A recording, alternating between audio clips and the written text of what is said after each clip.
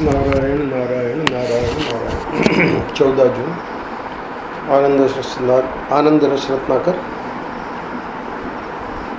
प्रसंग है पुरुषोत्तम योग गीता के 15वें अध्याय के परम पूज्य महर्षि के प्रवचनों में से पृष्ठ संख्या 101 से 110 यानी 10 पृष्ठों में से जो महर्षि ने 11वें श्लोक की व्याख्या की है उसी को संक्षेप में एक पृष्ठ में लिया है। श्लोक शीर्षक है जिज्ञासु को कृतात्मा और सचेता होना चाहिए। जिज्ञासु को कृतात्मा और सचेता होना चाहिए। तो जिज्ञासु कौन है? जो सत्य के साक्षात्कार के लिए इच्छा करता है उसको संस्कृत में जिज्ञासु कहते हैं। जिज्ञासा जानने की इच्छा। किस चीज़ को जानने की इच्छा? सत्य को जानने की इच्छा, जिज्ञासु। तो ये पारिभाषिक शब्द है क्योंकि संसार को जानना भी जानना है और उसके लिए जिज्ञासु शब्द का प्रयोग नहीं होता है। भगवान ने भी जिज्ञासु भक्त कहा है। आर्तो अर्थार्थ जिज्ञासु ज्ञानी च भक्तर्षभ 7वें अध्याय में 4 प्रकार के भक्त हैं। वहाँ पर भी जिज्ञासु शब्द इसी के लिए आया है। संसार का जानना तो वो तो है ना, सामान्य जानना है, उसमें जिज्ञासु शब्द का प्रयोग नहीं होता। तो उसको कैसा होना चाहिए भगवान इसमें 11वें श्लोक में बता रहे हैं कि कृतात्मा और सचेता। तो कृतात्मा और सचेता होना चाहिए ये तो भगवान ने कहा नहीं। भगवान ने तो इतना ही कहा कि अकृतात्मा और अचेतस उसको प्रयत्न करते हुए भी प्राप्त नहीं करते। यानी जो व्यक्ति अकृतात्मा है और अचेतस है वो प्रयत्न करे भी तो नैनम पश्यन्ति, उसको नहीं प्राप्त करते। तो उसी का महर्षि ने उसको उलट दिया। इसका मतलब अगर वो कृतात्मा है और सचेतस है, सचेता है, तो उसको वो वस्तु प्राप्त हो जाएगी। तो इसलिए कह रहे हैं कि जिज्ञासु को कृतात्मा और सचेता होना चाहिए। अब इस आज के पृष्ठ में महर्षि समझाएंगे कृतात्मा होना क्या है और सचेता होना क्या है। श्लोक है यतन्तो योगिनश्चैनं पश्यन्ति आत्मन्य अवस्थितं यतन्तोपि अकृतात्मानो नैनं पश्यन्ति अचेतसः। इसका अर्थ है आत्मन्य अवस्थितम मतलब आत्मन यानी हृदय में, अपने हृदय में ही, अवस्थितम यानी विराजमान। क्या? जो आत्म तत्व है, तो अपने हृदय में ही विराजमान जो आत्म तत्व है उसको यतन्तो योगिनश्चैनं पश्यन्ति, योगी जो हैं वो प्रयत्न करके पश्यन्ति यानी देखते हैं। तो योगी तो उसमें सफल हो जाते हैं, पर कौन योगी? जो कि प्रयत्न में लगे हुए हैं। तो प्रयत्न करके और उस वस्तु को प्राप्त कर लेते हैं, अपने हृदय में ही विराजमान उस आत्म तत्व को देख लेते हैं या देखते हैं। अच्छा, यतन्तो भी अकृतात्मानो नैनम पश्यन्ति अचेतसः। अब आगे कह रहे हैं कि जो विक्षिप्त चित्त है ना, तो विक्षिप्त चित्त क्यों कहा? क्योंकि अचेतस है ना, तो अचेतस का अर्थ कर दिया विक्षिप्त चित्त। तो विक्षिप्त चित्त जो है वो अकृतात्मा भी है। सिर्फ विक्षिप्त चित्त ही नहीं है, अकृतात्मा भी है। तो अकृतात्मा होने के कारण वो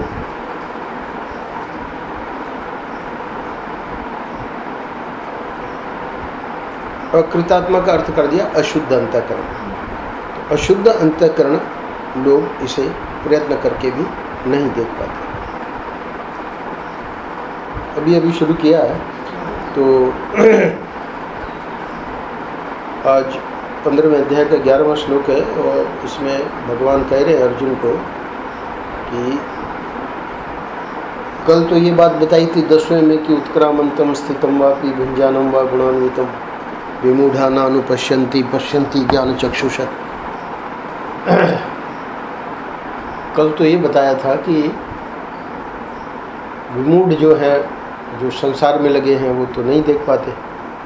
विमूढ़ा नानुपश्यन्ति और पश्यन्ति ज्ञान चक्षु से, ज्ञान नेत्र वाला देख लेता है।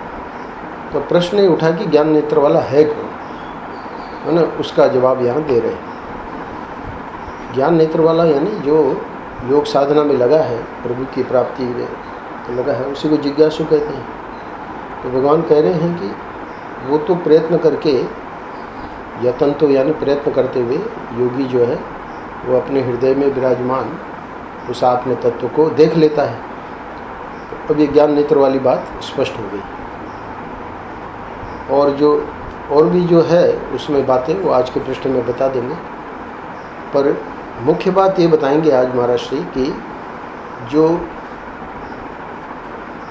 अकृतात्मा है और अचेतस है, भगवान कह रहे हैं वो यतन तो भी, वो अगर प्रयास भी करे, लगा हुआ है वो भी, यतन तो भी अकृतात्मानो नैनम पश्यन्ति चेत से, उसको दर्शन नहीं होते। तो यहाँ प्रश्न ये उठेगा कि अगर वो प्रयत्न कर रहा है तो फिर क्यों नहीं दर्शन हो रहे हैं? प्रयत्न दोनों कर रहे हैं, योगी भी कर रहा है और ये भी कर रहा है, दोनों के लिए भगवान ने यतन तो लिखा है। यतन तो योगिनश्चैनम पश्यन्ति आत्मन्यवस्थितम यतन्तोपि। तो यत्न करने पर भी, ये क्या बात हुई? यत्न करने पर भी उसे क्यों नहीं प्राप्त हो रहा है? तो उसमें कारण बता रहे हैं, अकृतात्मा है और अचेतस है। तो ये अकृतात्मा होना क्या है, अचेतस होना क्या है? तो अभी तो मोटा मोटी उसका श्लोक का अर्थ जब आप आए तब हम लोग कर रहे थे कि विक्षिप्त चित्त है उसका, यानी संसार में लगा हुआ है दूसरे शब्द में। और अकृतात्मा है का मतलब उसका अंतःकरण शुद्ध नहीं है, क्योंकि विक्षिप्त चित्त वाले का अंतःकरण अशुद्ध ही होना है। कि संसार में जब लगा है तो संसार की चीज़ों में रमा हुआ है।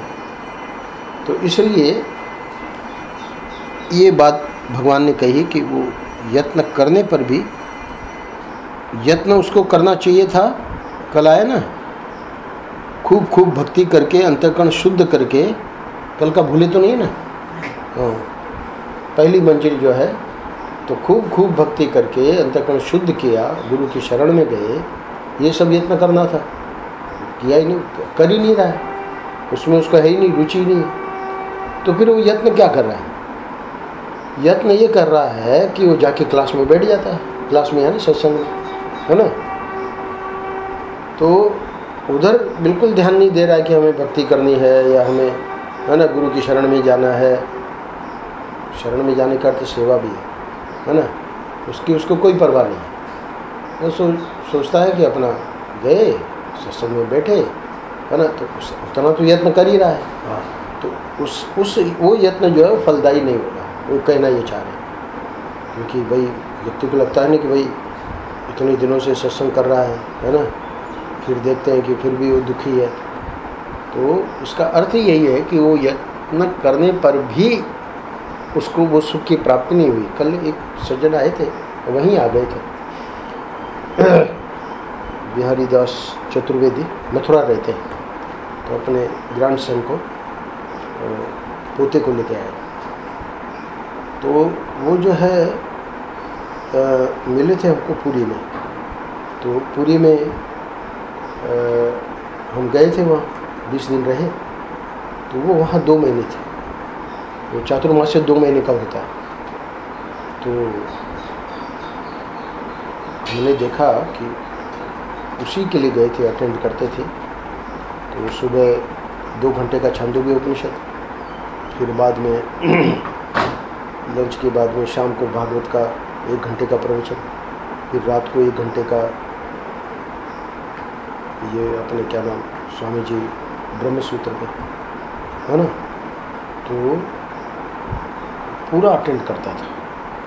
तो अच्छा, दूसरी बात मैंने क्या देखी कि क्लास में कभी कभी बहुत अच्छा प्रश्न भी करता था, और प्रश्न भी ऐसे मतलब यानी उससे पता लगता था कि पूरी शंकराचार्य उससे बहुत खुश हैं, क्योंकि कभी कभी हंसाने की उस प्रकार के स्टाइल में भी।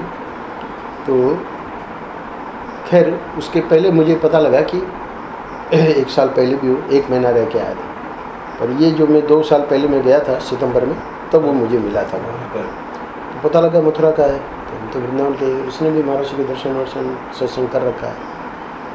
तो फिर बाद में उससे मिलना हुआ ये 2 साल में, कभी कभी पूरी शंकराचार्य के उसमें आ जाता है प्रवचन में, मथुरा से कोई उसको ले आता है स्कूटर पे तो आ जाता है। तो इस प्रकार 1 आध बार मिलना हुआ।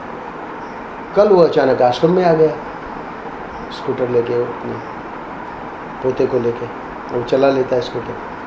टेलीकम्युनिकेशन नोएडा में इंजीनियरिंग कर रहा है पोता, तो ले आया, कमल नयन नाम है उसका। वो भी संस्कृत का बड़ा श्लोक बोल रहा था और बड़ी बड़ी व्याख्या कर रहा था श्लोकों की। खैर, तो अब वहाँ तो कोई मिलने वाली बात थी नहीं, और वो मिलने आया था, तो हमने कहा तुम चले चलो गोपालगढ़। तो फिर बैठा यहाँ 1 घंटा। तो बात ये सुनानी है कि हमने उसको पूछा कि तुमको ये अद्वैत में कैसे रुचि हुई, क्योंकि मथुरा का चौबे और शंकर अद्वैत वेदांत का वहाँ पूरी शंकराचार्य का क्लासेज अटेंड करना कोई मामूली बात नहीं है। अच्छे लोग वहाँ फेल हो जाएंगे, क्योंकि संस्कृत का पूरा समझा रहे हैं, और कोई ज़्यादा वहाँ उनकी कक्षा में ये थोड़ी है कि भाई हंसा रहे हैं और थोड़ा तो 2 घंटा एकदम सीरियस। फिर चलो शाम का तो प्रवचन है भागवत का, तो इसलिए उसको तो हर कोई अटेंड कर सकता है। फिर 1 घंटा शाम को ब्रह्मसूत्र है ना, और उसमें भी इतना ध्यान से सुनना, प्रश्न करना। तो बोले कि हमारे चाचा, हमारे कुल में मतलब चाचा था, वो चाचा विशेष रूप से शंकर संप्रदाय में उनकी बहुत रुचि थी, वहीं से हमको ये संस्कार मिला। तो बात आपको ये सुनानी है कि वो कल एक उसने बड़ी विचित्र बात सुनाई, क्योंकि ये तो पता है कि वो उनसे बहुत खुला हुआ है पूरी शंकराचार्य से, और पूरी शंकराचार्य भी उसको बहुत प्यार करते हैं। तो उसने ये बताया कि हमने ये पूछा शंकराचार्य जी को, हमारे सामने नहीं, पहले हम तो खाली 20 दिन के लिए गए थे ना, तो पहले पूछा होगा। तो प्रश्न ये था कि आप इतने दिनों से लगे हुए हैं इसमें, और आप इतना सब कर रहे हैं, आपको अनुभूति हुई कि नहीं? शंकराचार्य को पूछ रहा है। तो और अनुभूति हुई तो क्या अनुभूति हुई? अनुभूति तो हुई है, पर क्या अनुभूति हुई आपको? तो मैंने पूछा कि तूने ये प्रश्न अकेले में किया या क्लास में किया? बोले मैंने देखिए उनको पहले कह दिया कि आप क्षमा करें, मैं प्रश्न अगर हमारा उसका उस प्रकार हो तो आप हमें क्षमा कर दें, पर यानी उसकी भूमिका बना के प्रश्न किया, पर क्लास में ही प्रश्न किया। खैर, तो उन्होंने उत्तर दिया कि देखो भाई, ये जो सुख और शांति है जिसके लिए हर व्यक्ति चाह रहा है ना, तो हमने भी इस मार्ग को इसलिए चुना कि हमको सुख शांति चाहिए, है ना। तो उस सुख शांति का अनुभव इस मार्ग में होता है। तो बात कल की याद इसलिए आई कि वो यत्न तो कर रहा है, पर वो अकृतात्मा है। हालांकि उसका भी प्रयास तो यही है कि हमको सुख शांति मिले, है ना, पर जब तक वो कृतात्मा और सचेता नहीं होगा, इसीलिए महर्षि ने आज का शीर्षक दिया है जिज्ञासु को कृतात्मा और सचेता होना चाहिए। तो समझाएंगे कि कल बता ही दिया था, गुरु की शरण में जाके फिर वो दूसरी सीढ़ी के लिए आगे का प्रयत्न है, पर वो पहली सीढ़ी जब नहीं है, यहाँ समस्या ये आ रही है कि वो पहली सीढ़ी का मतलब पहली मंजिल पर ही नहीं पहुँचा है, और सीधे कह रहा कि मैं दूसरी मंजिल पे पहुँचना चाह रहा हूँ। तो दूसरी मंजिल पे तुम पहुँचना चाह रहे हो तो पहले तुम पहली मंजिल पे पहुँचो, है ना।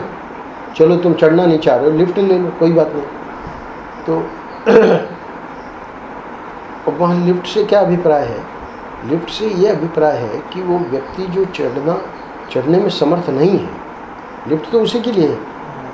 ऐसा नहीं है कि भाई लिफ्ट जो है अभी वहाँ हम लोग जाते थे, कहाँ, कृपा विलास, ऐसा थोड़ी कि हर कोई लिफ्ट यूज़ कर रहा है। वो तो बनाई इसी के लिए है कि भाई जो नहीं बिल्कुल चढ़ सकते वो लिफ्ट में जाए, पूरा कंट्रोल है वो, चलो लिफ्ट है जो आज लिफ्ट में चढ़ लेते हैं, ऐसा नहीं। तो खैर यहाँ भी दृष्टांत में लिफ्ट हम बोल रहे हैं ना, तो दृष्टांत में जो लिफ्ट है वो तो विशेष रूप से उन्हीं लोगों के लिए है जो कि चढ़ने में असमर्थ हैं। तो उसका अर्थ क्या है कि खूब खूब भक्ति करो, है ना, और दूसरी जो भी चीज़ें हैं जीवन में सदाचार आदि, वहाँ खूब खूब भक्ति में सब चीज़ आ जाएगी। तो उसको समझो कि कोई व्यक्ति अपने प्रयास से नहीं कर पा रहा है, यानी उतना उससे नहीं बन रहा है, तो उसके लिए लिफ्ट का मतलब है कि गुरु कुछ सुविधा कर देंगे। सबके लिए नहीं, जो कर सकता है, सामर्थ्यवान है, उसको तो करना ही पड़ेगा। और जो सामर्थ्यवान नहीं है, इसलिए एक प्रश्न और भी बहुत बढ़िया है। वो कंचन यहाँ आई थी अभी, आपको तो पता, उस दिन आप जा रहे थे, वो आई, तो कंचन के साथ वो इंदौर का एक मतलब वो पति पत्नी और बच्चे थे। तो ये लोग क्या है बहुत अच्छा भजन गाते, तो और उनको एकांत ऐसे मंदिर जो बिल्कुल न जहाँ भीड़ भाड़ ना हो, तो वही बस ठाकुर जी को सुनाना है। जहाँ बिहारी जी, राधा बल्लभ, वहाँ वो लोग नहीं जाते। तो यहाँ पर भी वृंदावन में भी ऐसे मंदिर है जहाँ, है ना, ठाकुर जी आराम से जाके आप बैठो सुनो, कोई जाने वाला नहीं है। तो ऐसे मंदिरों का और भी जाती हैं और यहाँ भी आते हैं। वो इंदौर से जब भी आती है तो शायद मुझे दूसरी या तीसरी बार आए, तो उसके बाद यहाँ बैठे। तो एक पूछा प्रश्न इंदौर वाली देवी जी ने, बोले स्वामी जी, जो असमर्थ है ना, बीमारी है, रोग है, अथवा योग्यता नहीं है, तो ये तो साधना में बाधक है ना। उसका प्रश्न इतना ही था कि भाई साधना कर रहा है व्यक्ति पर बीमारी है, अच्छा, अथवा अयोग्यता है, समझ में नहीं आ रहा है क्या समझा रहे, उतनी योग्यता नहीं है, तो ये तो साधना में बाधक होगा ना। तो देखिए महर्षि की कृपा से हमको ध्यान आया, हमने बताया उसको उसी वक्त। तो महर्षि यहाँ कृपा करते, इसलिए हम यहाँ कहते हैं कि हम नहीं बोलते, महर्षि और उड़िया बाबा ही बोलते हैं। तो हमने कहा कि, अथवा महर्षि ने कहा कि ठाकुर जी को पता है कि इस व्यक्ति को रोग है ना, और ये इसकी इच्छा है कि वो मुझे प्राप्त हो, यानी मेरे से मिलना चाहता है। उसकी अयोग्यता अथवा उसके रोग का ठाकुर जी को पता है। तो यहाँ इस प्रश्न का उत्तर इतना ही है कि अब तुम्हारा जो ये प्रश्न है कि साधना में वो बाधक है ना, तो साधना की परिभाषा हमको नहीं बनानी है। क्यों? क्योंकि यहाँ साधना की परिभाषा ठाकुर जी को बनानी है। हर एक जगह वो जो हम बना लेते हैं ना, और ये हो तो ये कर रहे हैं तो हम साधना कर रहे हैं, और ये नहीं कर रहे हैं तो हम साधना नहीं कर रहे हैं, ये गलत हो जाएगा। यहाँ पर साधना की परिभाषा क्या है कि ठाकुर जी को पहले से ही पता है कि इसके द्वारा कैसा भजन हो पाएगा, इसीलिए उसको उस प्रकार का रोग। फिर मैंने एक दृष्टांत भी दिया, वो भी उसी समय ध्यान आया। वो एक रामरंग करके जिन्होंने इसकी भूमिका लिखी, रामरंग ऐसे ही कुछ नाम है, तो अभी तो हटा दिए, प्रथम वाले में है, जो एकदम शुरू का है उसमें है। वो यहाँ आए थे, काफ़ी 8-10 पृष्ठ की भूमिका लिखी। तो कंसल्ट किया मतलब बातें हुई। वो बेचारा पाँव से लाचार, तो हमने उसको दृष्टांत दिया। कंचन भी बैठी थी, ये लोग भी बैठे थे। हमने कहा कि उसने बहुत बढ़िया बात सुनाई। बोले स्वामी जी क्यों, पता है हमको क्यों ये ठाकुर जी ने घुटने का ये दे दिया, हम चल नहीं पाते हैं, मतलब मुश्किल से चल लेते थोड़ा बहुत। बोले कि इसको बैठाओ, है ना, ये चुपचाप बैठे, क्योंकि ये घूमेगा इधर उधर तो लोफरगिरी करेगा। तो ऐसे करके उसने बड़ा मतलब विनोदपूर्वक सुनाया, और हमको बात बहुत अच्छी लगी। यानी ठाकुर जी भी उसको, उसके द्वारा जो साधना होनी है ना, उस प्रकार की साधना में हमको लग रहा है कि अयोग्यता है, रोग है, और वो रोग जो है उसको वहाँ बैठा रहा है, तो संसार से कट गया ना। देखिए कितना बढ़िया बात कह रहा है कि इधर उधर जाएगा तो लोफरगिरी करेगा, तो इसको बैठाओ चुपचाप, है ना, बैठेगा ये। तो ये लिफ्ट वाली बात जो मैं बता रहा था, उसमें भाव ये है कि वहाँ ठाकुर जी को पता है कि इसको हमको किस प्रकार ले जाना है ना, उसकी कोई अयोग्यता, उसके रोग आदि को देख के। पर अब यहाँ हमेशा ध्यान रखना है कि अपने द्वारा जितना, वो जो मुनि जी ने बताया, कल मैंने सुनाया कि पूरा प्रयास करके जब तक मतलब थक न जाए व्यक्ति, तब तक वो साधना हमारी होनी चाहिए, है ना। ठीक है ना। अच्छा, अब आइए अपने पृष्ठ में, आज के पृष्ठ में। तो ये बात हो गई कि यतन वो भले कर रहा है, पर वो यतन क्या कर रहा है कि पहली मंजिल पे जो पहुंचना है उसको, उसके लिए वो कोई प्रयास नहीं कर रहा है, सीधे वेदांत की क्लास में बैठ रहा है। यहाँ आनंद रस रत्नाकर में ही एक पृष्ठ आएगा जिसमें महाराज श्री बताएंगे, शायद आगे आएगा, है ना। उसमें महाराज श्री बताएंगे कि व्यक्ति ब्रह्म सूत्र में क्या लिखा है ये जानना चाह रहा है, और उसको कह रहे हैं कि भाई ये तुम जप करो, तो कह रहे हैं कि वो जप वाली साधना तो उसको वो सोचता है कि वो कोई साधना ही नहीं है। तो हाथी से हल नहीं जुताया जाता, ऐसे करके उसका शीर्षक है। तो उस पृष्ठ में महाराज ने समझाया है कि हाथी से हल यानी ये दूसरी मंजिल वाला जो है, गुरु की शरण में जाके श्रवण मनन निध्यासन करके, है ना, संशय विपर्य हटा के, है ना, ब्रह्म ज्ञान प्राप्त करके अज्ञान को निवृत्त करो, तो ये वाला हाथी है। उस हाथी से हल जुताएंगे कि हमारा अंतःकरण शुद्ध हो जाए, हमारे वो पहली मंजिल वाली जो यात्रा है वो इससे कवर हो जाए, वो नहीं होगी। क्यों? क्योंकि वो तो है ही उसके लिए जो पहले से तैयार है। उसने खुद भी कहा, बोले कि एक बहुत बढ़िया बात कल बताई, तत्त्वमसि का पूरी शंकराचार्य ने जो अर्थ बताया, और उसमें जो उस समय आनंद आया, यानी समझ आई उस बात की, तो बोले उसको हम रिटेन नहीं कर पाए, उसको हम पकड़ के रख नहीं पाए। उस समय तो बहुत एकदम ऐसे लगा कि भाई वस्तु प्राप्त हो गई है। तो बात वही है, क्योंकि काम, क्रोध, लोभ, मोह उसी के शब्द हैं बिहारीदास चतुर्वेदी के। बोले ये जब आए तब आक्रमण कर देते हैं, जब चाहे तब। तो अब देखिए, ये वो हाथी से हल जुटाने वाली बात हो गई, क्योंकि आप जा रहे हो पूरी शंकराचार्य के पास वो क्लास अटेंड करने के लिए, पर उससे ये काम, क्रोध, लोभ, मोह के लिए तो ये जो साधना जप वाली है ना, अंतःकरण शुद्ध वाली है, वो काम आएगी। इसलिए कल और आज का पृष्ठ कनेक्टेड है ना। तो कह रहे हैं कि अपनी अंतरात्मा को भगवान में मिलाकर श्रद्धा के साथ जो भगवान की भक्ति करता है वह सब योगियों में बड़ा है। महाराज जी शुरू में ही इस श्लोक को समझाने के लिए छठे अध्याय का 47वें श्लोक का उदाहरण दे देते हैं। तो उदाहरण श्लोक मैंने नहीं लिया है, उसका अर्थ ले लिया है।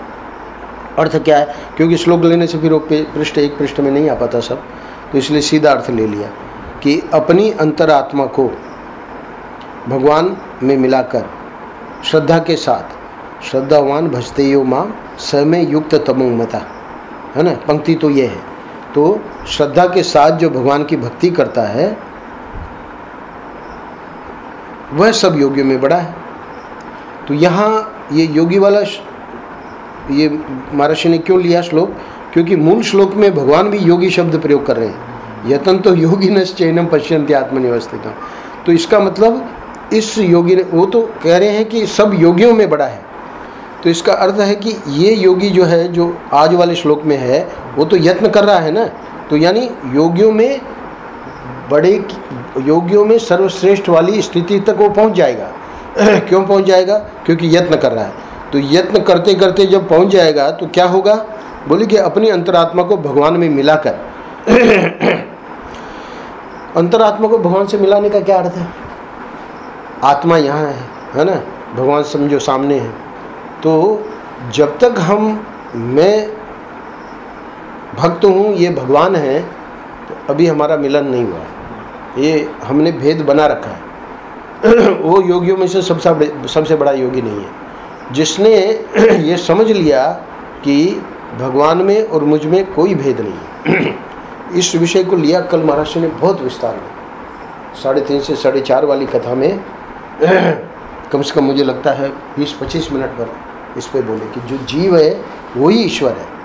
बोले हम एक एक चीज़ आपको गिना के बता सकते हैं, जितने जीव में काम है, क्रोध है, लोभ है, मोह है, मद है, मात्सर्य है, भगवान भी जब आते हैं है ना अवतार लेके, वो सब अपने में दिखाते हैं।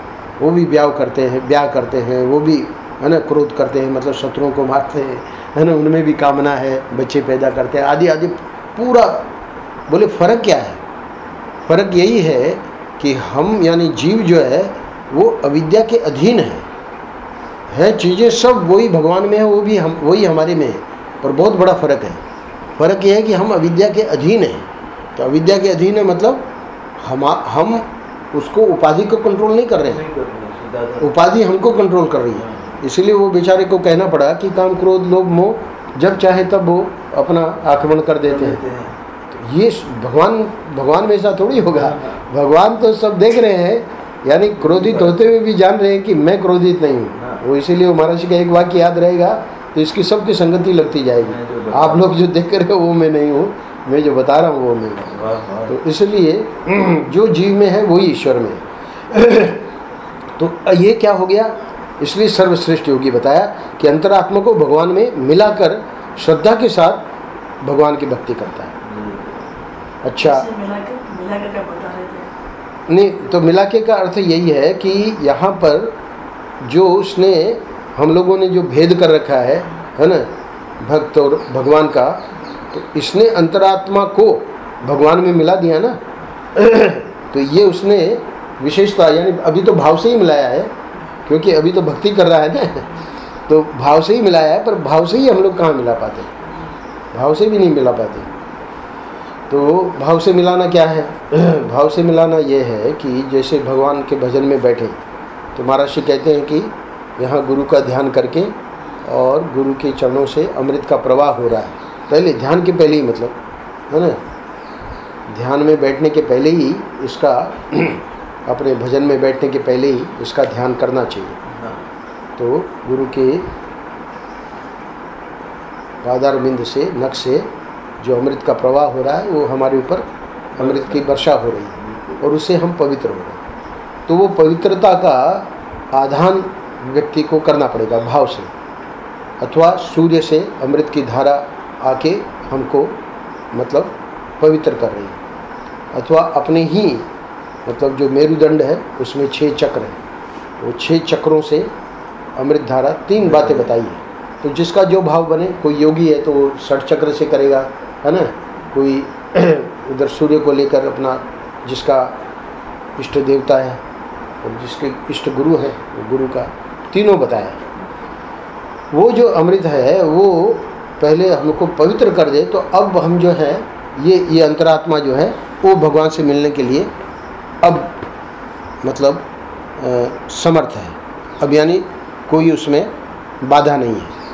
पर जब तक वो अपने में अशुद्धि का, अपवित्रता का ख्याल रहेगा, तब तक वो भगवान में मिलना संभव नहीं है, क्योंकि भगवान दिव्य है ना। तो ये श्रद्धा के साथ हो गया। अब भगवान की भक्ति, अब उसको जो भी करना है, जब कर रहा है और कर रहा है, तो ये वह सब योगियों में बड़ा है। वो ये अब यत्न करते करते करते करते यानी गुरु शरण में जाके श्रवण मनन निध्यासन करके और ब्रह्म ज्ञान प्राप्त करके विद्या को निवृत्त कर देता है। तो फिर कहते हैं कि हृदय में ही विराजमान इस आत्म तत्व को वो योगी देख लेता है। तो इसमें तो ज़्यादा चर्चा महर्षि को करनी नहीं है। तो प्रयत्न करने वाले योगी उस परमेश्वर का आत्मनि अर्थात अपने हृदय में दर्शन करते हैं। मुख्य चर्चा महर्षि को इसकी करनी है कि ये क्यों नहीं कर पाता, तो उसको ले रहे हैं। परंतु अकृतात्मा न है, माने अकृत बुद्धि वाले एवं अचेतस अर्थात बेहोश और असावधान लोग प्रयत्न करते हुए भी परमात्मा के दर्शन में असमर्थ हैं। तो एक तो बेहोश है, यानी होश हवास है नहीं, आ तो गए क्या सत्संग में, और होश उधर ही बना हुआ है जहाँ अपनी रुचि है। अच्छा, असावधान भी वही है। तो इन लोगों का प्लस एक और बात, अकृत बुद्धि को आगे बताएंगे। तो ये परमात्मा के दर्शन में असमर्थ है। अकृतात्माने का अर्थ है कि तुमने अपने स्थूल शरीर को संवारा और अपने सूक्ष्म शरीर को, माने जिस बुद्धि से परमात्मा की प्राप्ति होगी, उसको संवार कर परमात्मा के चरणों में समर्पित नहीं किया। पर ये संवारने का अभी भी अर्थ मतलब स्पष्ट नहीं हुआ कि संवारने से महाराज जी क्या कहना चाह रहे हैं, तब आगे और स्पष्ट करेंगे। बुद्धि का विवाह परमात्मा के साथ होता है। जिसका ब्याह मनुष्य के साथ होता है उसको तो संवारा, लेकिन जिसका ब्याह ईश्वर के साथ होता है उसको नहीं संवारा, उसको दुल्हन नहीं बनाया। दुल्हन बनाया चाम को, अब चाम चाम के साथ जुड़ेगा, और बुद्धि को अगर संवारते तो यह सर्वज्ञ ईश्वर के साथ जुड़ती। तो जो अकृत बुद्धि है, अब यहाँ बता रहे हैं अकृत बुद्धि का अर्थ, जो अकृत बुद्धि है माने कर्तृत्व भोक्तृत्व की भ्रांति से ग्रस्त है, यानी मैं करता हूँ, है ना, और मैं भोगता हूँ। इसकी ये इसको वेदांत में इसको भ्रांति का है। क्यों? क्योंकि हम कर्ता भोक्ता है ही नहीं, है ना, तो उसकी भ्रांति से ये क्या है, ये ग्रस्त है ना, तो वे ईश्वर को नहीं देख पाते। तो इसका मतलब इसने संवारने की कोशिश ही नहीं की, इसने कभी ये कोशिश ही नहीं की। चलो बताया वहीं पर, अभी मैंने कहा ना, कर्तृत्व और भोक्तृत्व तो भगवान की भक्ति में भी खूब खूब भक्ति करेंगे तब भी आ जाएगा कि भाई ठाकुर जी सब करने वाले हैं, है ना, कर्ता का भाव तो वहीं आ जाएगा। वह तो इसने ये तो बस मैं ही कर रहा हूँ, मैं ही कर रहा हूँ, मैं ही कर रहा हूँ। तो पहली मंजिल पे पहुँचने का तो कोई प्रयत्न नहीं है, और सीधे वो श्रवण मनन निध्यासन कर रहा है। तो वो प्रयत्न कर रहा है, ये बात नहीं है कि भाई नहीं वेदांत सुन रहा है, 20 साल हो गए वेदांत सुन रहा है, पर वेदांत सुनने से क्या होगा, है ना, क्योंकि जिस बुद्धि को संवारना चाहिए था, हाँ, कर्तृत्व भोक्तृत्व की भ्रांति से इसको मुक्त करना चाहिए था, तो न तो ईश्वर की वो कहता कि उपासना करने की जरूरत ही नहीं। ईश्वर नाम रूप तो बाधित है, नाम रूप मिथ्या है, हमको ठाकुर बिहारी जी के दर्शन करने की जाने की जरूरत क्या है। तो ये जो वैसी स्थिति उसकी है, तो इसके लिए तो अब वही हो गया ना, हाथी से हम जुतवा नहीं सकते। तो 20 साल क्या, वो 20 जन्म भी सुनेगा वेदांत तब भी कुछ नहीं होना है ना। तो इसलिए वे ईश्वर को नहीं देख पाते। इसी को पूरी पीठाधीश्वर और बढ़िया समझाते हैं एक दृष्टांत देके कि स्कूटर है, आप भी एक्टिवा में आते हैं आप भी, अब वो उसमें आजकल तो हो गया सीधा उसके चाबी वाला, पहले जो सिस्टम था अभी भी होगा, सिस्टम तो रहता ही है, दोनों रहते हैं। तो उसको पेडल लगाओ, तो पेडल लगा रहा है, पेडल लगा रहा है, पेडल लगा रहा है, वो चल नहीं रहा है ना। तो अब हो क्या रहा है, बोले कि उसमें देखा तो पेट्रोल ही नहीं है ना। तो वहाँ दृष्टांत दे रहे हैं कि हम कितना ही प्रयत्न करें, पेडल लगाने में प्रयत्न करना, कितना ही प्रयत्न कर रहे हैं, अगर साधना रूपी जो पेट्रोल जो है वो अगर नहीं है, वही कृतात्मा और सचेता नहीं है, यही है साधना रूपी पेट्रोल का मतलब। आज का जो श्लोक है उसको बहुत बढ़िया दृष्टांत के द्वारा समझाया कि कितना भी पेडल लगा लो, वो तो जब तक उसमें नहीं डालोगे तब तक वो नहीं चलना है। तो यही हो रहा है। 20 साल से हम स्वामी जी वेदांत सुन रहे हैं, है ना, आपकी क्लास में आ रहे हैं, कठोपनिषद है ना करते हैं, उसके पहले भी करते थे, पर हो तो हाँ हो तो कुछ नहीं रहा है।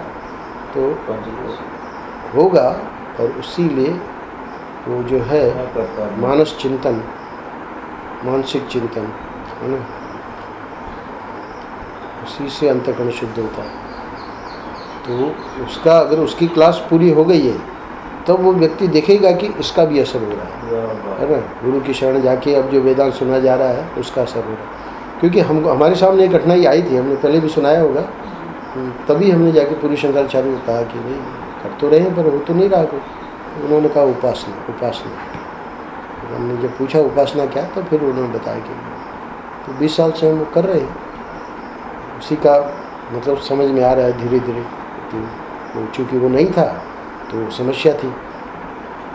कल भी जो हम पढ़ रहे थे उसका स्वयं प्रकाश गिरी का, आज सुबह, कल नहीं आज सुबह, इसमें भी इन्होंने समझाया कि मन जो है, मन को मैं और मेरा जब तक मानते रहेंगे इस व्यक्ति को बहुत कष्ट होगा। क्यों? क्योंकि मन जो है वो मन वृत्ति बनाता है, तो वृत्ति जो बनाएगा तो उसमें वो मेरी है या मैं हूँ, तो वो वृत्ति जो है वो हमेशा व्यवहार में पूरी होगी आवश्यक नहीं। तो इसका मतलब वो अपनी मृत्यु हो गई, क्योंकि मैं है ना, उसमें मैं बना है ना। तो वो जब हमारी बात नहीं मानी गई तो मानो मेरा ही मरण हो गया। तो इसलिए वो मन हमेशा दुखी रहेगा। क्योंकि दुखी क्यों रहेगा? क्योंकि मर गया ना, वो जितनी वृत्तियाँ बना रहा है तो वृत्तियाँ जो उसकी बन रही है और उससे व्यवहार हो रहा है वहीं पर उसका कुठाराघात हो रहा है। ठाकुर जी जानबूझ के कर रहे हैं, जानबूझ के कर रहे हैं मतलब भक्त के लिए तो करेंगे ही, तो भक्त के लिए कर रहे हैं तो भक्त को समझ में नहीं आ रहा है क्यों हो रहा है। भक्त को ये समझाया जा रहा है कि ये तुम नहीं हो, है ना, पर वो सोच रहा है कि बस ये मेरी बातें पूरी होकर ही मुझे उसको सुखी होगा। तो इसका द्वंद्व हमेशा बना रहेगा, वो हमेशा दुखी बना रहेगा, क्योंकि संसार में कभी पॉसिबल ही नहीं है कि हमारी जो अनुकूलता हमारी है ना वो हमेशा बनी रहेगी। देख रहा है ना अशोक, सुनना चाहता है टीवी पर, पुष्पा को अच्छा नहीं लगता है ना यानी छोटी छोटी बात एक एक तो हमको तो जो दृष्टांत मालूम होते हैं वो हम दे देते हैं, बाकी चीज़ें तो घटनाएं तो बहुत होती है जीवन में, है ना, छोटी छोटी बातें। इसीलिए वेदांत के लिए महर्षि का वो सूत्र पकड़ के रखना कि परिच्छिन्न ग्राहिणी बुद्धि जो है छोटी छोटी बातों को जो पकड़ेगी, है ना, भाई पुष्पा को ये नहीं करना चाहिए, ऐसा नहीं करना चाहिए, तो वो तो दुखी हो जाएगा। भाई ठीक है पुष्पा कर रही है, वो बोल रही है, वो ठीक बोल रही है ना, चलने तो नहीं, उसका भी वो भी वहाँ भी परमात्मा है, वहाँ भी व्यवहार में तो उसका भी ख्याल रखना पड़ेगा, नहीं तो फिर संन्यास ले लेना चाहिए है ना। पुष्पा कहेगी कि क्या कह रहे हैं यानी जब तक साथ में है तब तक तो पुष्पा को इनका ध्यान देना पड़ेगा, इनको पुष्पा का ध्यान देना पड़ेगा। ये भी नहीं चलेगा कि भाई पुष्पा को कोई फिक्र नहीं है ना, अशोक कुछ भी मतलब खाए ना खाए उसको कोई परवाह नहीं, ऐसा थोड़ी चलेगा। भाई नहीं खा रहा है, क्यों नहीं खा रहे आप, कारण बताइए, या तो बाहर खा के आए कहीं, है ना, तो तुमको क्या चिंता है, तुम अपना करो, भजन करो, ऐसे थोड़ी कि चलेगा। उसको जब तक वो बताएंगे नहीं तब तक उसको शांति थोड़ी होगी, है ना। तो बताना ही पड़ेगा अशोक को कि भाई क्या हुआ, तबीयत ठीक नहीं है। तो ये जब तक साथ में है ना, हमारे जैसे संन्यास लेके बैठे हैं, क्या फ़र्क पड़ना, कोई पूछे तो नहीं पूछे तो है ना, पूछे तो भी बाबा, नहीं पूछे तो बहुत बढ़िया है ना, पूछे तो बढ़िया है, नहीं पूछे तो बहुत बढ़िया है, क्योंकि फिर तो सीधे ठाकुर जी को चिंता करनी पड़ेगी ना। भाई जब तक ये लोग पूछ लेंगे तो ठाकुर जी को भी निश्चिंत है कि भाई पूछने वाले हैं, इनके तो बहुत भगत जगत है, तो ठाकुर जी अपना आनंद में रहते हैं, है ना। पर देखेंगे कि अरे ये तो हद होगी, न तो इनको कोई पूछने वाला है। अभी वो चश्मा वाला सुनाया मोनी जी ने, उस दिन आप थे कि नहीं नाव में आप थे उस दिन तो देखिए कैसे वो मछली जो है ले जाके चश्मा रख दिया।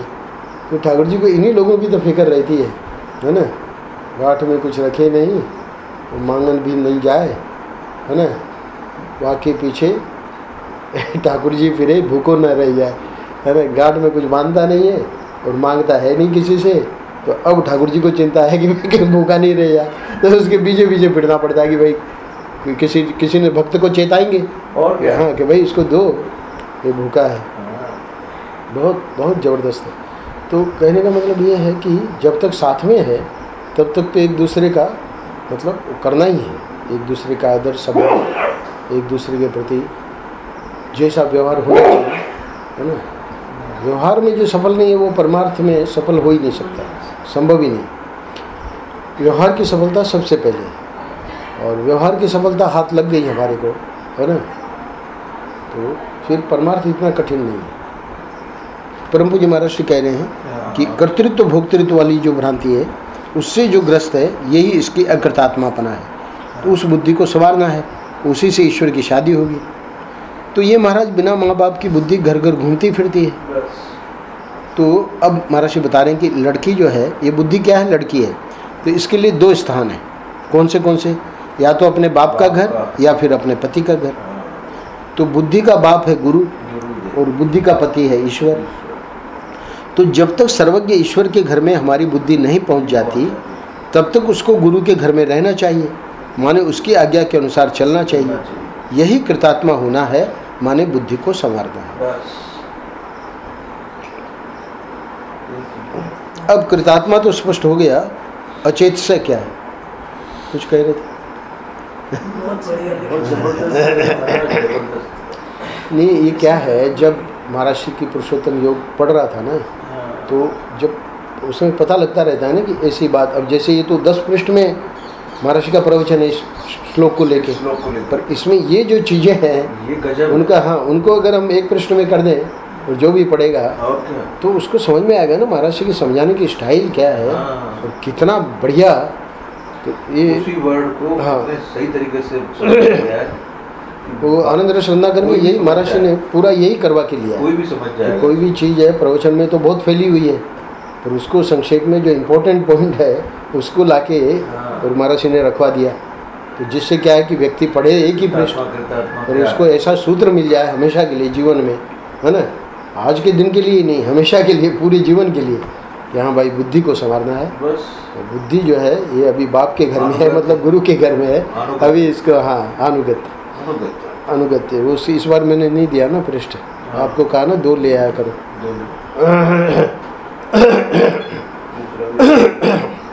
तो परम पूज्य महाराज जी कह रहे हैं कि अब प्रश्न उठा कि अचेत से कौन है ना। चलो ये तो हो गया कृतात्मा वाला काम, तो है ना। अचेत से कौन है? तो अचेत से का महाराज जी अर्थ कर रहे हैं कि जो भगवान के उपदेश पर श्रद्धा नहीं करता वह अचेत से है ना। प्रमाद, बेहोशी, असावधानी यही अचेतस होने की पहचान है। तो भगवान के उपदेश पर श्रद्धा नहीं करता, अर्थात उपदेश तो भगवान ने समझो गीता में दे दिया है ना, तो गीता भी पढ़ता है पर उसमें श्रद्धा नहीं है। अच्छा, उसी उपदेश को फिर महात्मा लोग सुनाते हैं, है ना, उसी को समझाते हैं, तो उस पर भी उसकी श्रद्धा नहीं है। तो श्रद्धा नहीं है तो इसका अर्थ है कि वो अचेतस है। इसका मतलब प्रमाद है, प्रमादी है ना। तो प्रमादी है तो एक तरह से बेहोशी, यानी उसको भले इधर संसार के प्रति उसको लगे कि भाई मैं बहुत चतुर हूँ, है ना, बहुत सक्सेसफुल हूँ, पर इधर की ओर से बेहोशी माना जाएगा। किधर से? परमार्थ की ओर से। परमार्थ की ओर से उसकी बेहोशी क्यों है? क्योंकि उसको बस वो बैठे ही नींद आने लगेगी, है ना, बैठे ही जैसे उपदेश सुनेगा, क्योंकि उसको श्रद्धा नहीं है। श्रद्धा का अर्थ ये होता है कि भगवान यानी गुरु और शास्त्र ईश्वर के बारे में कह रहे हैं। ईश्वर तो कोई ऐसी चीज़ है नहीं कि भाई जाके हमने मिल लिए, है ना, बातें कर ली। अशोक अपने मित्र के बारे में बताया कि स्वामी जी हमारे मित्र हैं और वहाँ वृंदावन में वहाँ रहते हैं, तो हम जाएंगे वहाँ जाके उससे मिल लेंगे, बात कर लेंगे, हमारा कुछ काम भी है ना। बोले वो कर देगा आपका काम। पर ये जो शास्त्र और गुरु जो बताते हैं ईश्वर के बारे में और ब्रह्म के बारे में, वो तो कोई ऐसी चीज़ ही नहीं है जो कि हम जाके उससे मिल लें, है ना, या बात कर ले, या वो हमको दर्शन दे दे, है ना, वो भी कोई बात नहीं बनती। हालांकि बताते हैं मीरा को दर्शन दिया, रामकृष्ण परमहंस की बातें होती थी, काली से, ये सब सुनते हैं हम, पर होता तो कुछ नहीं है। न तो दर्शन होता है, न कोई बात होती है ना, न कोई समझो कि स्वप्न में भी झांकी मिलती है, और ये बातें सब हम सुनते हैं। तो अच्छा, फिर उसके बाद ब्रह्म और आत्मा और उसको लेकर जो बातें बताते हैं और उसका जो फल बताते हैं, तो वो तो और गजब। तो वहाँ श्रद्धा कैसे बनेगी? नहीं बनती है। क्यों नहीं बनती? क्योंकि अनुभव में तो कुछ आता नहीं। बताया ना उसने, भाई काम, क्रोध, लोभ, मोह, तो अब वो देखिए वेदांत की क्लास अटेंड कर रहा है और क्या वाक्य बोल रहा है, काम, क्रोध, लोभ, मोह जब चाहे तब अटैक कर रहे हैं। इसका मतलब तुम्हारी साधना ही नहीं बनी ना। तुम अभी इंद्रिय जीत नहीं हुए, इंद्रियों को तुमने नहीं जीता, तो अब तुम दूसरी मंजिल के चढ़ने की बात कैसे कर रहे हो, है ना। इसलिए वो बात समझ में आ रही है कि तत्वमसी का महावाक्य हुआ और बड़ा ज़बरदस्त अनुभव हुआ, पर उसको हम संभाल नहीं पाए। क्यों नहीं संभाल पाए? उसने खुद ही कहा हमारी पात्रता नहीं। तो पात्रता व्यक्ति को समझ में आ जाए हमारी नहीं है, तब जाके वो साधना में लगेगा, है ना। साधना में लगे बिना व्यक्ति चाह रहा है कि हमारा काम बन जाए, इसलिए भगवान को कहना पड़ा कि वो भले यत्न करे, यत्न यानी गलत यत्न, श्रवण मनन निध्यासन की क्लास का अभी वो अधिकारी नहीं है, तो ये जो है वो फल नहीं देंगे ना भाई। श्रवण मनन निध्यासन जो है वेदांत का, वो करने का फल क्या है कि हमको अनुभव होना चाहिए कि मैं ब्रह्म हूँ। तो मैं ब्रह्म हूँ ये अनुभव नहीं होना, क्यों? क्योंकि कर्तृत्व भोक्तृत्व से उसकी भ्रांति से बुद्धि ग्रस्त है ना। तो इसलिए महाराज ने तो साधकों की बात छोड़ो, जो कथावाचक यानी वेदांत का जो उपदेश देने वाले हैं उनकी क्लास ली है, उनकी बात बताई है कि वहाँ जाके प्रवचन में बड़ी बड़ी बातें करते हैं ब्रह्म की, और जैसे ही कमरे में आते हैं फलाने साधु की निंदा, उसकी निंदा, है ना, उसकी उसका द्वेष, जी। उसका राग। अरे तुम तो इतनी बड़ी बड़ी बातें बोल के अभी अभी आ रहे हो कि ब्रह्म के सिवा कुछ है ही नहीं, है ना, और यहाँ ये सब इतनी तुम्हारे अंदर राग द्वेष और इतनी घृणा। पड़ा है। ये उनकी क्लास ले रहे हैं जो कि वेदांत सिखाने वाले लोग हैं। भाई जो सीखने वाले हैं उनकी बात ही छोड़ दो, छोड़ दो। क्योंकि वो तो इन्हीं लोगों से तो सीख रहे हैं, है ना। उनको कौन से श्रोत्रिय ब्रह्मनिष्ठ महापुरुष, उसके लिए तो पूरी जाना पड़ेगा, पूरी, है ना, वहाँ जाके बैठना पड़ेगा। तो वहाँ तो कहाँ है, यहाँ इस क्लास में बैठते हैं और इस क्लास में बैठते हैं तो जो क्लास लेने वाला है उसको खुशी होती है कि हाँ भाई आदमी तो बढ़ रहे हैं धीरे धीरे, है ना। लगता है कि कुछ रिकॉर्डिंग भी हो रही है। उसी को ही भ्रांति होगी बेचारे को, और कि हाँ थोड़ा असर पड़ रहा है हमारा। असर नहीं पड़ रहा है, तुम पहले अपने जीवन को देखो, है ना, कि जीवन तुम्हारा क्या है। तो जीवन अगर ठीक है तो फिर इन चीज़ों से उसको कोई खुशी नहीं होगी, चाहे भीड़ बढ़े चाहे ना बढ़े, चाहे एक हो या कोई ना हो, कोई ना हो तो अपना आके गोपालगढ़ में भजन करेगा। है ना, कोई उसको थोड़ी पड़ी है कि हमको कठोपनिषद सुनाना ही है। तो महाराज जी कृपा है, चलो महाराज जी को कि कुछ लोग अपना आवे सुने, है ना, क्योंकि महाराज जी ने समझा इस प्रकार रखा है कि उस व्यक्ति को वो भी प्रेरणा हो ही जाएगी। अगर पहली मंजिल की कुछ कमी है तो उसके लिए भी वो अवश्य करेगा। नहीं उसको महाराज जी का हमारी देख लो ना, हम कहाँ 20 साल पहले अपना बैठे थे आराम से, है ना, महाराज जी का सुन लिए, सुन के अपने को लगता था कि भाई होना चाहिए, इसका अनुभव होना चाहिए। और महाराज जी ने ही प्रेरणा दी कि नहीं, अनुभव जब नहीं हो रहा है तो पूछो उनको क्यों नहीं हो रहा है। तो उन्होंने कृपा करके बताया और इसके लिए क्या करना चाहिए वो भी बताया, और फिर महाराज जी ने कृपा करके उसको करवाया भी और करवा रहे हैं। तो ये किए बिना इसलिए आज का पृष्ठ जो है वो प्रैक्टिकल है कि ये जो बुद्धि है उसको संवारना, क्योंकि बुद्धि का जो शादी है वो ईश्वर से होनी है, और बुद्धि की शादी ईश्वर से होनी है। तो बुद्धि का बाप कौन है? बुद्धि का पति तो ईश्वर है, बुद्धि का बाप कौन है? बोले गुरु है। तो बोले कि जब तक गुरुदेव कन्यादान न करें, है ना, हाँ तब तक, क्योंकि कन्यादान तो वही करेंगे ना। ईश्वर जो है, ईश्वर की और गुरु की साठगांठ है। तो इसलिए गुरु तो ऐसी बुद्धि को ईश्वर को देगा ही नहीं जो कि ईश्वर को ही परेशान करे। गुरु भी ऐसे ही बुद्धि को देगा कि ईश्वर को, हाँ ईश्वर को भी अच्छा। अब साईं, बुढ़िया बाबा, महाराज श्री, ऐसे उनकी जब उनके गुरुओं ने उनकी शादी कर दी ईश्वर से, तो ईश्वर तो और खुश था ना कि देखो अब और कितनों को जोड़ रहे हैं और कितनों में हमारी भक्ति ला रहे हैं, है ना। और हमारे जैसों को जोड़ देंगे तो ईश्वर ही परेशान हो जाएगा। है ना। तो इसलिए गुरु लोग पहले तो ऐसे लोगों को जोड़ते ही नहीं है। क्यों? क्योंकि पहले अपना करो, ठीक ठीक काम करो, ठीक ठीक काम करोगे तो फिर ईश्वर को तो, गुरु को तो खुशी है। अब उधर ईश्वर भी तो बैठा है ना, वो तो 16,108 वाला है। उसको तो कोई बात ही नहीं है। यानी कहते हैं 16,108 बहुत कम गिनती करनी है। अच्छा। क्यों? क्योंकि हर प्राणी, है ना, स्त्री पुरुष शरीर की बात नहीं है, हर प्राणी जो है वो ईश्वर की ही पत्नी है। तो इसलिए 16,108 वो तो एक प्रतीकात्मक है ना। तो इसलिए है तो हम लोग सब ईश्वर के ही, पर ये जो है लीला में हमको वो अनुभव होवे कि भाई ईश्वर हमारे पति हैं, तो उसका कौन कराएगा अनुभव? गुरु। तो गुरु कब कराएगा? जब हम गुरु के उपदेश को श्रवण करें। पर ये अचेतस कौन है? बोले कि जो भगवान के उपदेश पर श्रद्धा नहीं करता, है ना। तो अब इसका क्या बनना है? कुछ नहीं बनना है। तो मैंने बताया कि श्रद्धा क्यों नहीं हो रही है, क्योंकि उस व्यक्ति की वो प्रत्यक्ष में ज़्यादा उसका ये है। उसने, मोनी जी ने भी अच्छा बताया, बोले कि ये वैराग्य क्यों नहीं होता? वैराग्य इसलिए नहीं होता कि प्रत्यक्ष जो है वो प्रबल प्रमाण है, और शब्द प्रमाण जो है यानी गुरु और शास्त्र जो कहते हैं वो कमज़ोर पड़ जाता है। क्यों कमज़ोर पड़ जाता है? क्योंकि व्यक्ति जो है, जो देखता है, वो उसको उसमें ज़्यादा विश्वास है, और जो सुनाई दे रहा है उसके लिए अभी उसके हृदय में जब तक कोई अनुभव या उसकी श्रद्धा, इसलिए अत्यधिक श्रद्धा शब्द प्रयोग किया है। तो अत्यधिक श्रद्धा की आवश्यकता है इसमें, परमार्थ में, अध्यात्म में।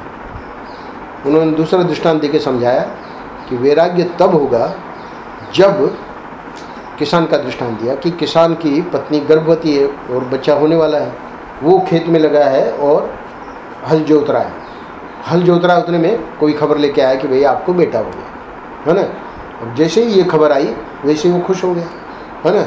और वो प्रत्यक्ष वाला यानी वो तो हल चला रहा है ना, तो प्रत्यक्ष वाला प्रबल नहीं रहा, वो जो खबर है और उसकी खुशी है, तो खुशी यानी उसने देखा तो है नहीं अभी, उसने बच्चे को देखा नहीं है, पर वहाँ शब्द प्रमाण क्यों काम कर रहा है? क्योंकि उसकी जिज्ञासा बनी हुई कि कब होगा कब होगा कब होगा। डॉक्टर ने तो बता ही दिया कि भाई चलो 16 तारीख, है ना, और 17 हो गई 18 हो गई, और वो तो उसकी जिज्ञासा बनी हुई है और इतने में खबर आ गई कि भाई आपके बेटा हो गया, है ना। तो यहाँ शब्द प्रमाण काम कर गया, क्यों? क्योंकि जिज्ञासा है। तो उन्होंने समझाया मुनि जी ने कि वैराग्य कब होगा? जब हमारी जिज्ञासा होगी। तो ये श्रद्धा कब बनेगी?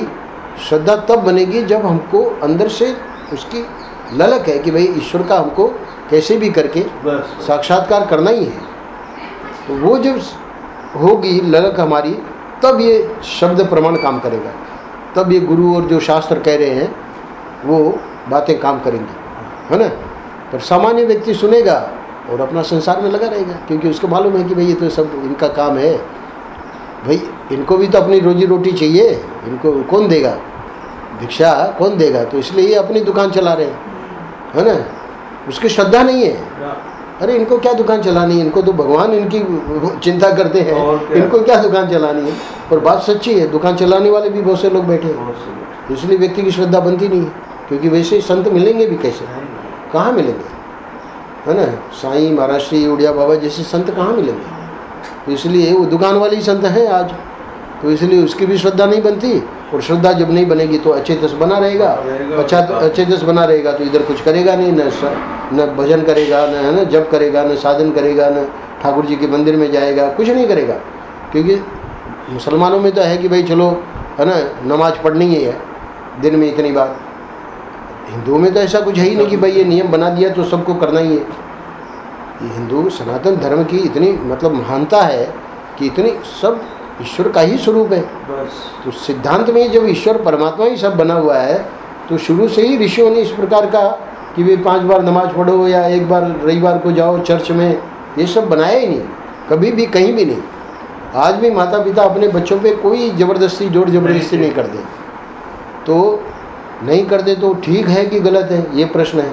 तो भाई अगर माता पिता को अगर इस अध्यात्म से लाभ हुआ है तो उनको भी संस्कार तो देने ही चाहिए। अगर वो बच्चों को नहीं दे रहे हैं जिस चीज़ से उनको लाभ हुआ है तो वो तो बहुत गलत है। और वो खुद ही माता पिता ही अपने अपने मोबाइल में और इंटरनेट में और इसमें लगे हैं, है ना, टीवी में, तो वो क्या देंगे, है ना। आज के माता पिता मतलब जो अगली पीढ़ी है वो तो यही है, तो वो बच्चों को क्या दे पाएंगे? बल्कि वो तो और बढ़िया वाला कि भाई देखो ये वाला आया है ना, ये नया वाला तुम लो, पैसों की कोई कमी नहीं है।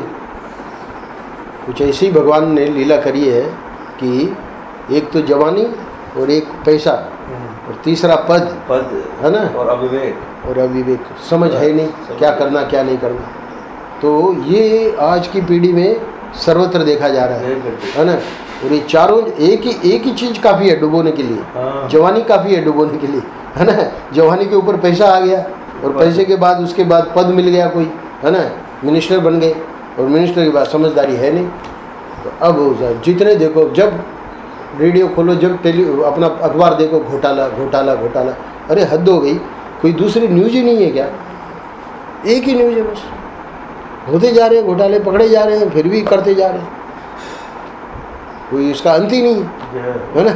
जैसे कि आनंद हो गया ये, जैसे ठाकुर जी आनंद है वैसे यहाँ अपना वो बेचारा एक अमेरिका में रहता है, बोले कि हम भारत की न्यूज़ देखते हैं, हम तो स्वामी जी परेशान हैं, इस न्यूज़ के अलावा दूसरी कोई न्यूज़ ही नहीं है क्या भारत में? सच्ची बात बता रहा था, बोले बड़ा दुख होता है, एक ही न्यूज़ है।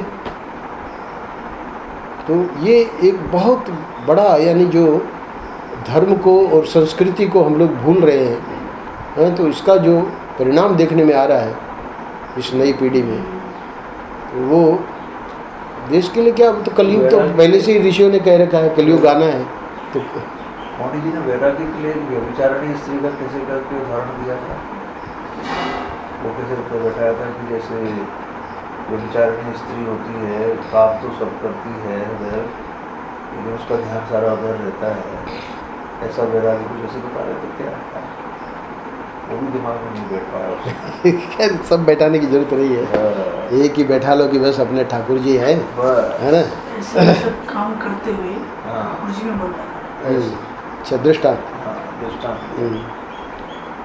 कल किशन भैया ने भी बताया, तुलसीदास जी महाराज ने लिखा है, काम ये नारी प्यारे जी लो भी प्रिय जी में था, रघुनाथ आगे लागू में। तो कह रहे थे मुझे समझ में नहीं आ रहा क्या तो कितना लोभ में और में लगा पड़ा है। ऐसे हम नहीं ठाकुर जी में लगा सकते हैं, वो लगा सकते हैं, हम ठाकुर जी में नहीं लगा सकते।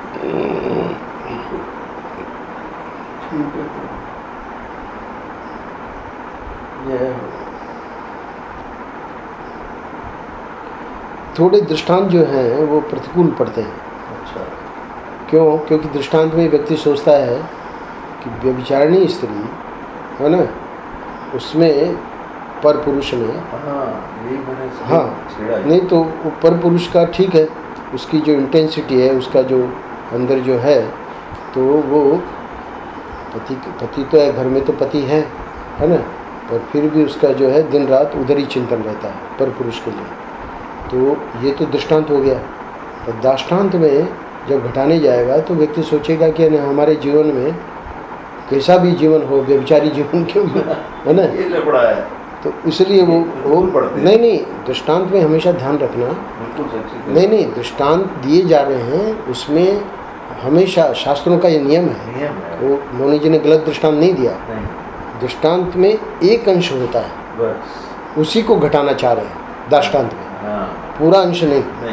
हम लोग यानी सामान्य लोग सोचते हैं कि भाई इसका मतलब व्यभिचार करते हुए भी हम ठाकुर जी में अपने बुद्धि लगा सकते हैं। उस अंश में नहीं दिया जा रहा है, व्यभिचार वाले अंश में दृष्टांत नहीं है। वो व्यभिचारिणी स्त्री की जो पर पुरुष के प्रति जो एकाग्रता है, चिंतन है, उसको पकड़ना, उस उतने ही अंश में दृष्टांत दिया जा रहा है। दृष्टांत कभी भी टोटल नहीं होता। कोई भी दृष्टांत आप देखोगे वो टोटल एक्सप्लेनेशन नहीं कर सकता। तो उसका जिस अंश में दृष्टांत दिया जा रहा है उतना, ये संस्कृत का एक रूल है, नियम है। इसलिए इनके प्रश्न मन में प्रश्न ये था कि वो कैसे बैठेगा वो, है ना। तो आज से एक बात बांध लेनी है कि दृष्टांत के किस अंश में वो बात समझाई जा रही है, उतना ही अंश दृष्टांत का पकड़ना है। पूरी बात नहीं, दृष्टांत पूरा कभी होता ही नहीं है, ये नियम है। तो ये अचेतस वाली बात स्पष्ट हो गई कि अचेतस कौन है, कि उसकी श्रद्धा ही नहीं बन रही। अच्छा, अब अंत में महाराज श्री एक कठोपनिषद का मंत्र लेके, क्योंकि वहाँ तो 10 पृष्ठों में से है ना ये, तो वहाँ तो मूल में तो मंत्र भी दिया है। तो मंत्र क्या है कठोपनिषद का? ना वृतो दुश्चरितात, ना शांतो ना समाहितात, अशांत मानसो वापी प्रज्ञा नहीं आपनुयात। यानी ना वृतो दुश्चरितात मतलब जिसने दुष्चरित्र छोड़ा नहीं। देखिए यहीं से आपका व्यभिचार छोड़ना ही पड़ेगा, है ना, जिसने दुष्चरित्र छोड़ा नहीं। सबसे पहला पॉइंट वही है। और दूसरा, ना वृतो दुश्चरित ना शांत हो, है, जिसके मन में काम क्रोधादि की अशांति बनी हुई है। और तीसरा, न समाहिता, जो समाहित नहीं है, यानी जो सिद्धियों को चाहता है। अशांत मानसो वापी, जिसके मन में चंचलता है। ये 4 बातें वहाँ कठोपनिषद में। आगे आएगा मंत्र, अभी तो हम लोग प्रथम वल्ली में कल परसों विराम दे देंगे, हाँ, पर फिर भी बहुत सुंदर महाराज श्री भी और ये मेषानंद गिरी जी भी कठोपनिषद की व्याख्या, बल्कि ये महेंद्र जी ने सुझाव दिया कि मांडुक्य के बाद आप कठोपनिषद करना, सच्चिदानंद जी ने। तभी हमने पहले से निर्णय कर रखा था कि कठोपनिषद करेंगे, क्योंकि महाराज श्री ने स्वयं विश्वात्मानंद जी ने लिखा है, उन्होंने बहुत सारे महाराज श्री की पुस्तकों का संपादन किया है, पर उन्होंने खुद लिखा है कि कठोपनिषद में जिस प्रकार महाराज श्री की प्रतिभा मुखरित हुई है, यानी विशेष रूप से कठोपनिषद के, तो अभी तो कुछ नहीं किया हमने, खाली 20 मंत्र, 22, 23, 24 मंत्र किए हैं। 25वां अभी चल रहा है, 26वां, तो 200 से ज़्यादा मंत्र है, 215 ऐसे कुछ है। तो 6 वल्ली है, अभी तो प्रथम वल्ली पूरी होगी, 5 वल्ली और है। तो उसमें कहने का मतलब ये है कि ये मंत्र आएगा आगे चल के जो महाराज श्री बोल रहे हैं।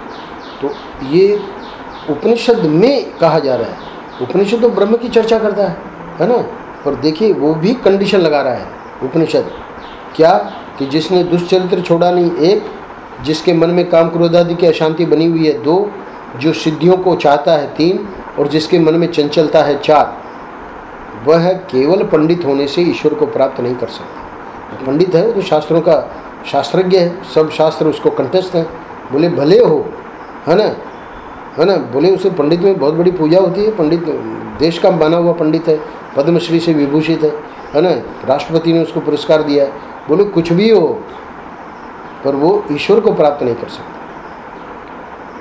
है ना, केवल पंडित होने से ईश्वर को प्राप्त नहीं कर सकता।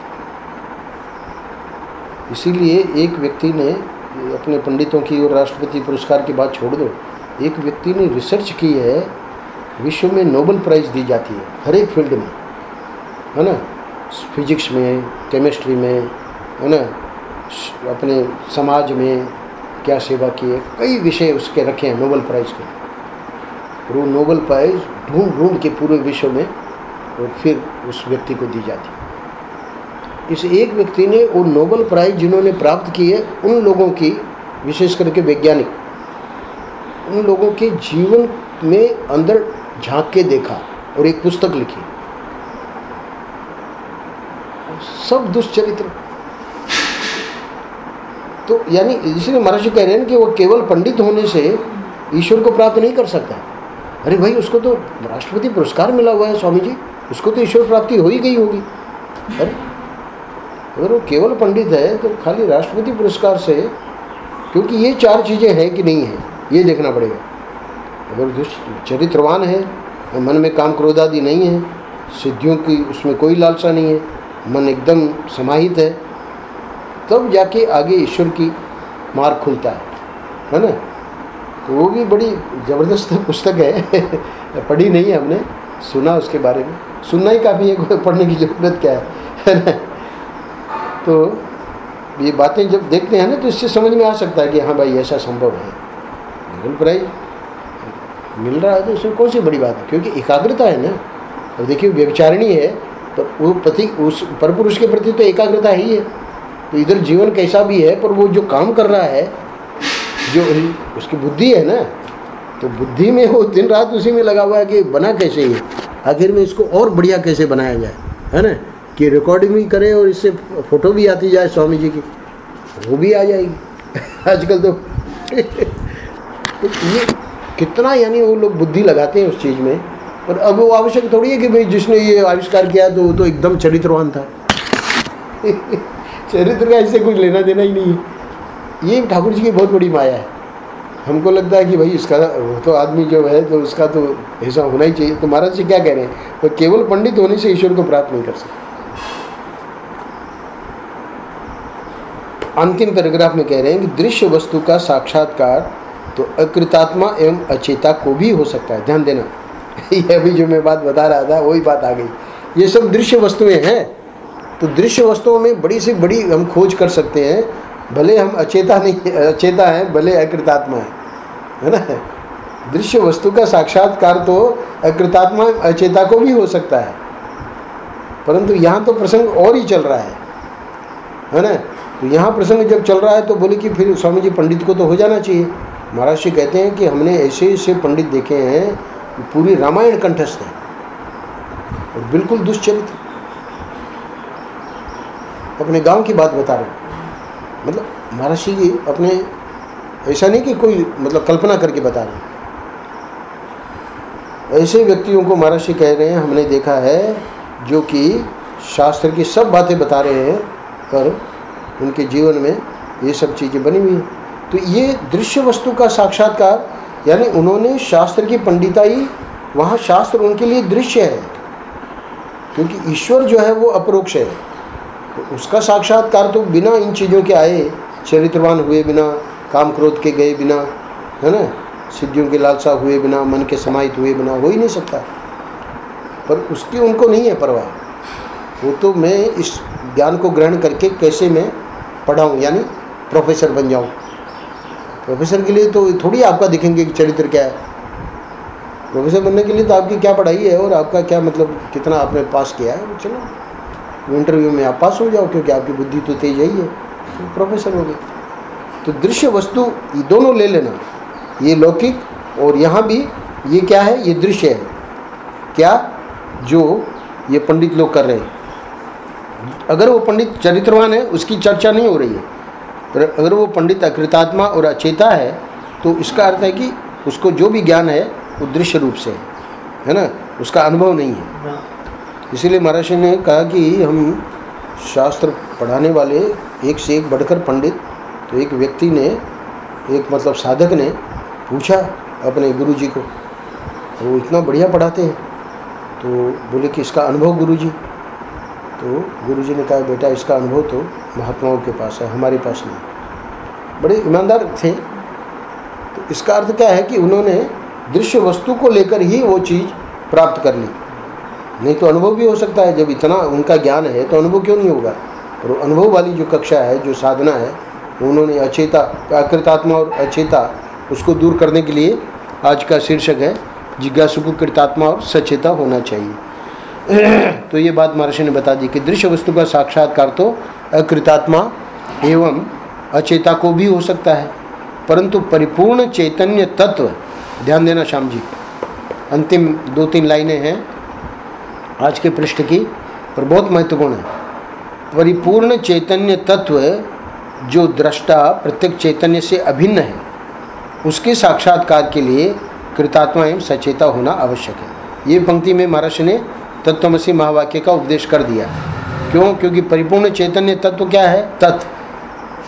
और दृष्टा क्या है? त्वम। अभिन्न क्या है? असि। तत्त्वम असि। तो तत्त्वम असि महावाक्य के, है ना, साक्षात्कार के लिए कृतात्मा एवं सचेता होना कंपलसरी है, आवश्यक है। अच्छा, 2 पंक्तियां और हैं।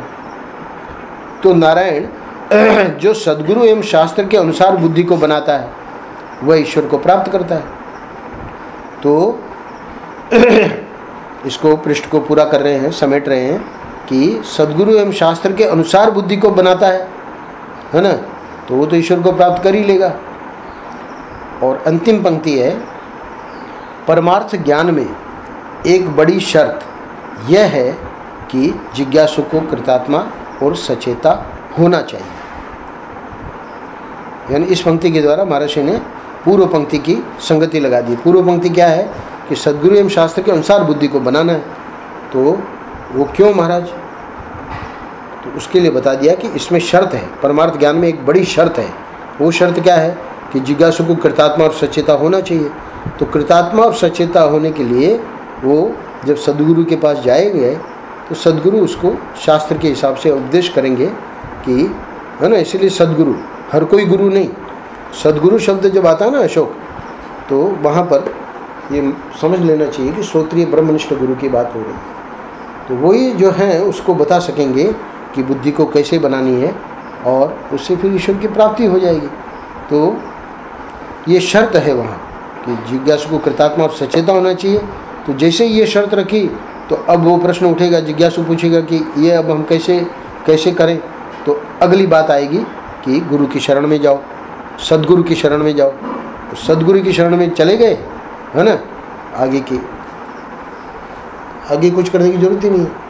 कल मैंने बताया ना, शेर जो है अपने मुंह में ले लिया तो अब कहाँ, तब आप छूटने की कोशिश भी करते हो, कहाँ छूट पाते हो? नहीं छूट पाते हैं, है ना, आपके पहले पहुंच जाते हैं। पहले ऐसा नहीं होता था। पहले 7:30 का समय जरूर होता था, पर आप 7:45 अपनी मर्जी से आ रहे हैं, नहीं आ रहे हैं, फ़ोन कर रहे हैं। आज है कुछ नहीं, सब बिल्कुल स्वास्थ्य सब ठीक है।